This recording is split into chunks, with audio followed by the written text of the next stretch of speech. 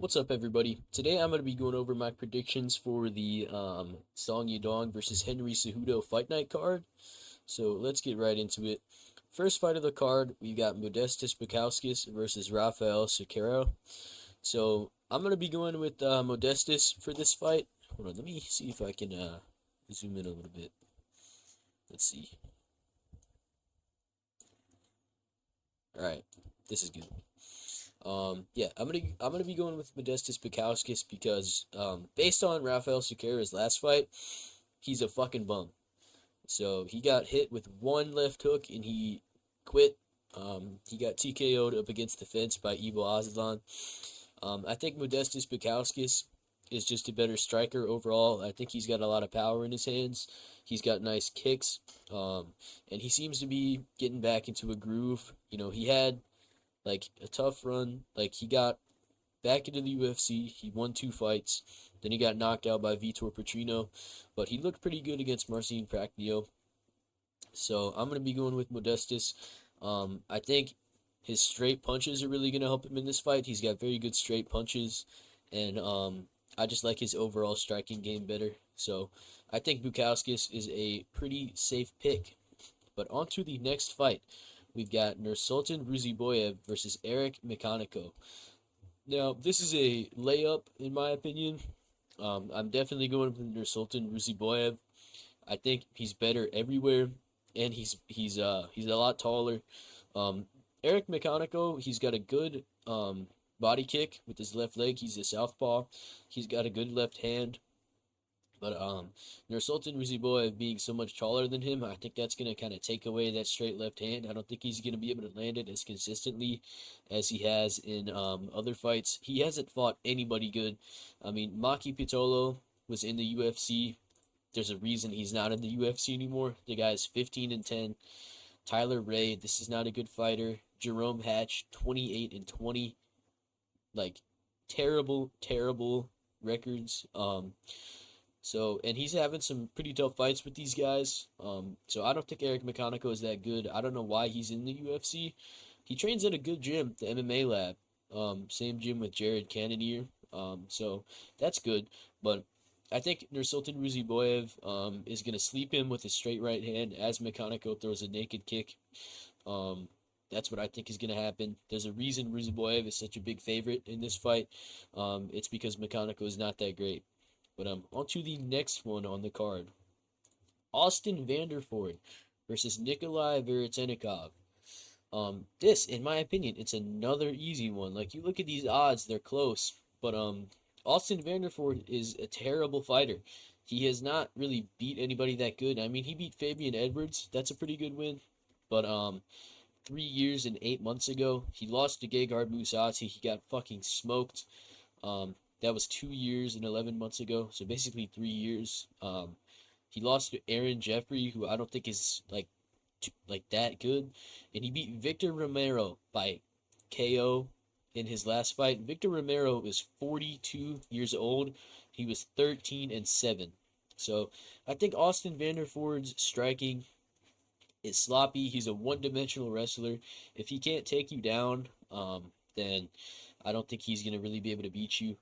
He's got big power. He's a very athletic and explosive guy, but I don't think that's going to be enough to carry him to a win against Nikolai Veredennikov, who is just a very technically sound fighter. He's got great boxing. I think he's trained with Triple G before, so he's got great boxing, very nice jab, good left hook, good straight punches. He's got brutal knees in the clinch. I think he'll be piecing Austin Vanderford up the whole fight. The guy had a pretty close decision, like very close with Danny Barlow. Could have went either way. I think Danny Barlow is leagues ahead of Austin Vanderford in the striking. So if you can land punches on Danny Barlow and have a close fight with him, I think you're gonna piece up Vanderford. So yeah, that's what I think of this fight. And the only two losses that Veredenkov has had in the past 3 years have been Michael Morales and Danny Barlow, who are both amazing fighters. So that's what I think of this fight. I think Veredenkov is going to win a dominant decision, 30-27, maybe 30-26. He could even get a TKO, but like I don't really think he will, but I think he's just going to be piecing Vanderford up. Vanderford's only chance to win this fight is by a fluke KO, in my opinion. I don't think he's going to be able to use his wrestling against Veretnikov. I think Veretnikov's takedown defense is going to hold up.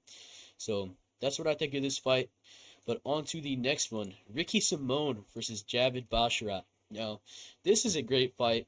Very close one. I think Ricky Simone is too big of an underdog. I get that he hasn't looked the best in his last few fights, but he fought Vinicius Oliveira, who is a fucking killer. Vinicius Oliveira is a very good fighter. And I think the striking between Vinicius Oliveira and Javid Basharat is not even close. Vinicius Oliveira is very dangerous.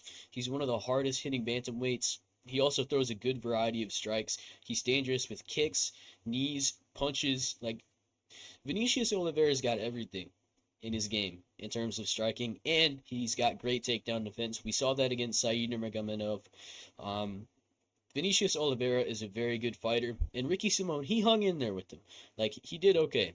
Against Mario Batista, that was a very close fight. He was able to drop Batista with the left hook in the first round. After that, Batista did kind of take over a little bit, but it was still a very close fight. Mario Batista is very good. I know he had a nut hugging session against Jose Aldo, but you know, Batista, even though that happened, he's still a great fighter. He's very well rounded. He's an amazing grappler, so that kind of takes away Ricky Simone's A game. And Ricky Simone was still able to hang in there in the boxing. Like Mario Batista, he's got very good knees. He's very dangerous. He's a dangerous fighter. He's very good. And Ricky Simone was able to hang in there with him, and I think he looked okay.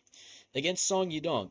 Song Yadong is a fucking killer. He came this close to beating Peter Yan. This fucking close. If you guys disagree with me, go back and watch that fight. I'm telling you, it was this close. So I can't shame him too bad for that. And I think that fight is what's kind of started this losing streak.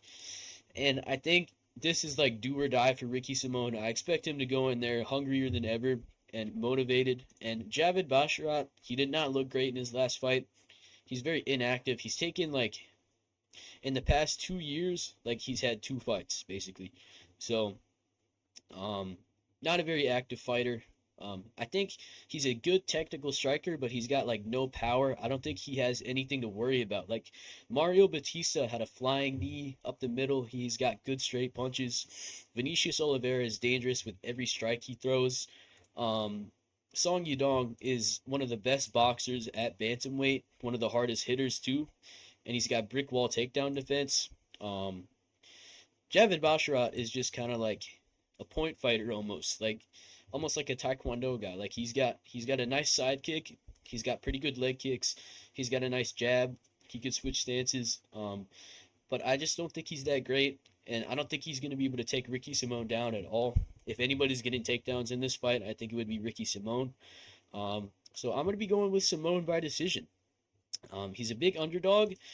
It is a very close fight, but I think it would be worth putting some money on Ricky Simone. I'm pretty confident that he's going to win. If he loses this one, he's fucking done. So I think he'll be able to get this one done. Javid Basharat is a good fighter, but I just don't think like the danger is there. There's nothing to worry about with him. I don't think he's going to be able to finish Ricky Simone. The last 3 guys that Ricky Simone have fought actually had a very solid chance of finishing him. They're all good finishers. So, yeah, I think Ricky Simone takes this one. But on to the next one. Nick Klein versus Mansour Abdul Malik. Now, you can see these odds are fucking nuts. But, Nick Klein, he's a very good jiu-jitsu artist. He's got amazing submissions. You can see on it in his last fight on the Contender Series. The guy is an amazing grappler. So I think Mansour Abdul Malik needs to avoid wrestling with him. I think he needs to keep it in the stand-up because he will be able to defend the takedowns. I don't think, like, he's got to avoid any lazy scrambles. Like, he's got to be very diligent when he's grappling with Nick Klein. Nick Klein will jump on a submission. He's very good. But on the feet, I think Mansour Abdul Malik is a lot better. And he's just, I mean, fucking look at the guy. He's fucking jacked. He's an amazing athlete. He's got insane power. So I think Mansour Abdul Malik will be able to land a good straight right hand and knock Nick Klein the fuck out in the first round. That's what I think is going to happen. But I'm telling you, I'm not going to be surprised if Nick Klein gets a submission, because Mansour looked very iffy in his fight against Wes Schultz. Like, he didn't look that great. But he's also a very young guy. I could see him improving a lot from fight to fight. He's training at a very good gym, great coaches.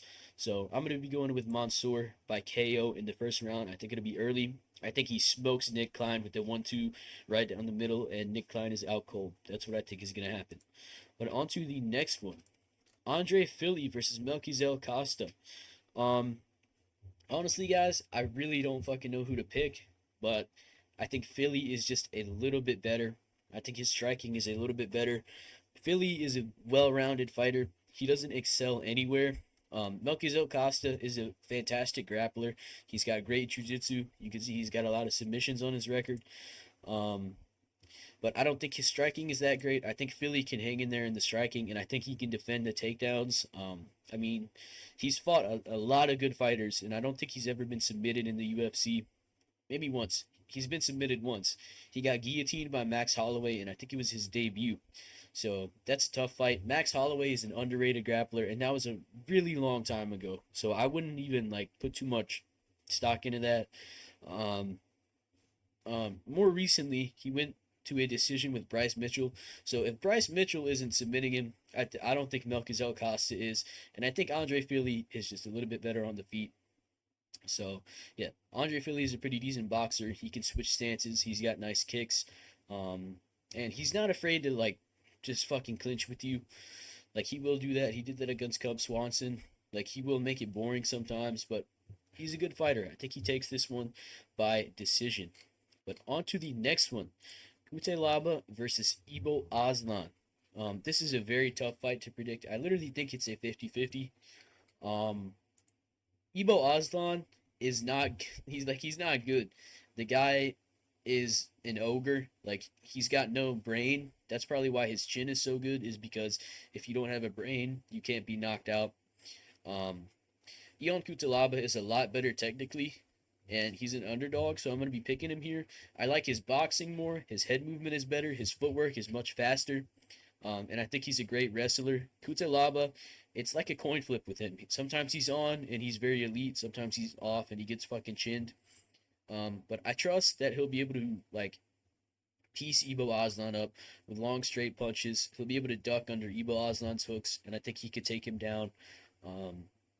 Yeah, that's what I'm going to be going with for this fight. I think Ibo Aslan is going to lose. I'm going to be going with Cutelaba. I think he'll be able to find the chin of Ibo Aslan, drop him, follow up with some ground and pound, and get him out of there. Because Ibo Aslan, he's got no head movement. His footwork is pretty bad, very bad. His technique with his punches is not good. His hands can be low sometimes. His chin can be up. I just don't think he's that great. So I think Cutelaba is going to knock him out. But don't touch this fight if you're betting. Don't fucking touch it. This is a coin flip fight. Ibo Aslan has insane knockout power. Anything can happen. Cutelaba is also not that good. So we'll see. But I'm going with Cutelaba. But on to the next fight. Alonzo Menifield versus Julius Walker. I don't know that much about Julius Walker. I found 2 fights of his that I could see on YouTube against Niall Bartling, and I think his last fight here against Myron Dennis. I don't think he's that great. He's got some good wrestling, but I just don't think anything special. I don't think he stands out in any area of MMA. I think Menifield, he's lost 2 in a row and got knocked out. But it's against Carlos Ulberg, who's very good, and Azamat Murzakanov, who is one of the best strikers at light heavyweight. The Professional, you guys. The Professional is very underrated. If you guys don't know Azamat Murzakanov, go check him out. I like him. He's a very good fighter. But Alonzo Menifield, the thing with him is his chin is not the best, and sometimes he just gets very wild and just starts swinging with terrible technique and no defense. I don't even think he'll need to do that in this fight. I don't think that will happen in this fight, because I think he's just going to smoke Julius Walker. I don't think Julius Walker is going to be able to take him down. Julius Walker's going to be a lot bigger. He's going to have a big reach advantage.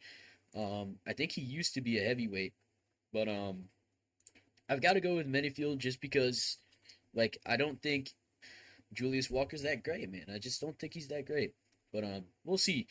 Could be a good underdog pick. You never know. It's light heavyweight. Anything can happen. So it'd be pretty exciting if Julius Walker does come in and get a finish over a guy who's pretty good like Alonzo Menifield.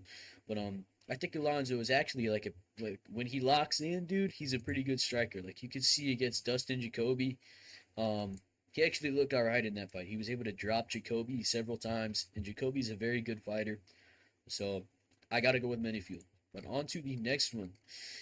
Gene Silva versus Melsik Bagdasaryan. Yeah, dude, look at this. Holy shit. 3% of people are picking Bagdasaryan. I get it. Melsik, not that great. He lost by submission to Josh Kulibau. He got one KO win in the UFC, then a decision, then he got another decision against Tucker Lutz. He's a pretty good technical striker. I don't think his grappling's that great. He's got nice kicks, just like a pretty good kickboxer, but that's about it. I think Gene Silva is a special talent at 145, and I think he is special mentally. Like, if you see this guy, he's special, if you get what I'm saying. But, like, yeah, I gotta pick Gene Silva by KO. He fucking styled on Drew Dober on like a week's notice after he fought. Like it was on like a 2 week. He fought Drew Dober on a week's notice, a week after he fought Charles Jourdain. So that's pretty fucking crazy. I think he'll be able to slip one of Melsik's punches, land a counter, drop Melsik, follow up with a TK, like a ground and pound TKO. That's what I think is gonna happen. I don't think Melsik is gonna be able to like piece Gene Silva up. I don't think he's gonna be able to outpoint him. I think Gene Silva, he's a very good counterpuncher. Like he gets just out of the way of strikes and then rips a punch back. His head movement is great. Everything about Gene Silva is great, man. I think he could even take Melsik down if he wants to. He's just very good. I've got to go with Gene Silva. If you're picking Melsik, good for you, but not happening. So yeah, Gene Silva, KO, round 2. I think he's a much better striker. On to the next one. Rob Font versus Gene Matsumoto. So Gene Matsumoto is 16-0. He's a good fighter, but I just don't think he's ready for this fight yet. He had a war with Brad Katona in his last fight. His face was all busted up. But I know Rob Font, like if you look at this, he loses a lot. He does lose quite a bit. But I don't think Gene Matsumoto is like an extremely talented grappler. I know Kyler Phillips was able to take Rob Font down, but like there's just no way to be able to tell how good Gene Matsumoto is right now compared to like top 15 level fighters like Corey, Kyler Phillips, Jose Aldo, Davison Figueiredo. Like these are not bad losses that Rob Font is having, and he beat the shit out of Kyler Phillips. His boxing is so much better than Gene Matsumoto's. Honestly, I think he's gonna just fuck Gene Matsumoto up. I think he's gonna be piecing him up the whole time. But Gene Matsumoto is very tough, so I think it'll take 3 rounds. But I think at the end of it, Rob Font will get a TKO. I think he's gonna be landing some very good body shots. I think the big thing in this fight, elbows. Brad Katona landed a lot of elbows on Gene Matsumoto. I think Rob Font can do the same thing. Rob Font's boxing is elite. I think he's going to be piecing Gene Matsumoto up with his jab. I think he's going to be landing a lot of good body shots. I got to go with Rob Font. I think, like, I know his grappling's terrible. Like, it's fucking shit. I get it. But Gene Silva, Gene Matsumoto, his grappling, I don't think it's that great. He likes to stand and bang. He likes to swing in the pocket. I think that is going to get him in trouble against Rob Font. So that's what I think about that fight. Rob Font, he's an underdog, pretty good underdog. If you guys are looking to make money betting, I think it could be worth it, betting on Rob Font. But on to the co-main event. Brendan Allen versus Anthony Hernandez. I'm going to be going with Anthony Hernandez by decision. I think he'll be able to hang in there with Brendan Allen on the feet. Brendan Allen is a pretty good striker. He was landing a lot of strikes on Nasruddin in the third round. Um, I think he hurt Chris Curtis on the feet a couple times. I don't really remember that fight that well. I didn't go back and watch it. I like when I'm watching tape, as like a general rule, I'll see how they looked in their last fight, and then sometimes if I feel like I didn't get enough, then I'll watch two fights. But like the thing with these fighters is like they can improve very fast, like very very fast. So like there's no point in me going back and watching Brendan Allen's fight with Andre Muniz. It was almost 2 years ago.